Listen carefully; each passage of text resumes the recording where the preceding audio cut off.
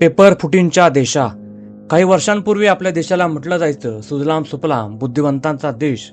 पण आज जर या देशाला एखादं नवीन नाव द्यायचं झालं तर ते दुर्दैवाने असेल पेपर फुटी आणि गोंधळांचा देश. काल पुन्हा एकदा देशातील लाखो विद्यार्थ्यांच्या भविष्याशी खेळ खेळला गेला. नीट पेपर फुटीचा वाद अजूनही शांत झाला नव्हता. तोच 30 मे रोजी देशातील दुसरी सर्वात मोठी परीक्षा म्हणजेच CUET तांत्रिक बिघाड आणि प्रशासकीय गैरव्यवस्थापनाला बळी पडली. केंद्रीय सर्व्हर डाऊन झाल्यामुळे देशभरातील अनेक केंद्रांवर परीक्षा उशिरा सुरू झाल्या. भर उन्हात परीक्षा केंद्रांबाहेर ताटकळत उभे राहिलेले विद्यार्थी आणि तांत्रिक बिघाडामुळे निर्माण झालेला गोंधळ. विचार करा, परीक्षा देण्याआधीच या तरुणांना किती मोठ्या मानसिक त्रासाला सामोरे जावे लागते.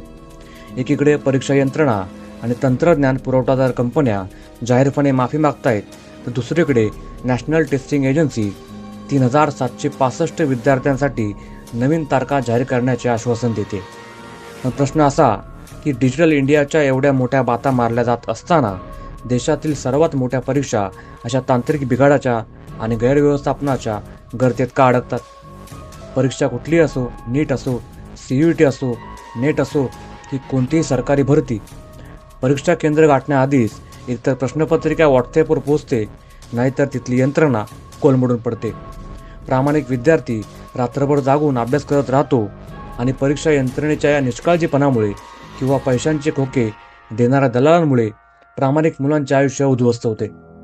या देशात परीक्षा म्हणजे फक्त एक कागद किंवा कॉम्प्युटर स्क्रीन नसते साहेब. त्यावर लाखो विद्यार्थ्यांच्या रात्रीची झोप, दिवसाची भूक आणि त्यांच्या गरीब आईवडिलांच्या रक्ताचं पाणी करून कमावलेला पै जोडलेला असतो. कुणीतरी आपली हक्काची जमीन गहाण ठेवून मुलाला कोचिंगला पाठवतं, तर कुणीतरी स्वतःच्या गरजा मारून मुलीच्या पुस्तकांचे पैसे भरतं. पण जेव्हा परीक्षांमध्ये असे घोटाळे आणि गोंधळ होतात तेव्हा फक्त परीक्षा रद्द होत नाही, लाखो कुटुंबांचे स्वप्न आणि त्यांचा या लोकशाही व्यवस्थेवरचा विश्वास फुटतो. गेल्या काही वर्षातील पेपर फुटी आणि परीक्षांमधील गोंधळांची किंमत कोणाला चुकवावी लागली? कोटासारख्या शैक्षणिक हबमध्ये किंवा महाराष्ट्राच्या कानाकोपऱ्यात दरवर्षी परीक्षांच्या याच मानसिक तणावातून आणि अशा अन्यायातून नैराश्यात येऊन अनेक तरुण आपले आयुष्य संपवत आहेत. एका बाजूला घोटाळे होतात आणि दुसऱ्या बाजूला गुणवंत विद्यार्थ्यांचे आयुष्य संपते. जेव्हा एखादा तरुण गळफास घेतो तेव्हा ती आत्महत्या नसते, तर ती या भ्रष्ट आणि लाचार शिक्षण व्यवस्थेने केलेली हत्या असते. आम्ही प्रश्न विचारतोय या देशाच्या शिक्षण व्यवस्थेला आणि परीक्षा घेणाऱ्या NTA सारख्या यंत्रणांना. जर देशाची सुरक्षा अभेद्य आहे तर एका परीक्षेची यंत्रणा सुरक्षित आणि सुरळीत का राहू शकत नाही? कोट्यवधी रुपये फीच्या नावाखाली विद्यार्थ्यांकडून वसूल केले जातात, मग त्या बदल्यात त्यांना फक्त मानसिक छळ, तारीख पे तारीख आणि पुन्हा परीक्षेचं टेन्शन का मिळतंय? आता खूप झालं, गप्प बसण्याची वेळ निघून गेली आहे.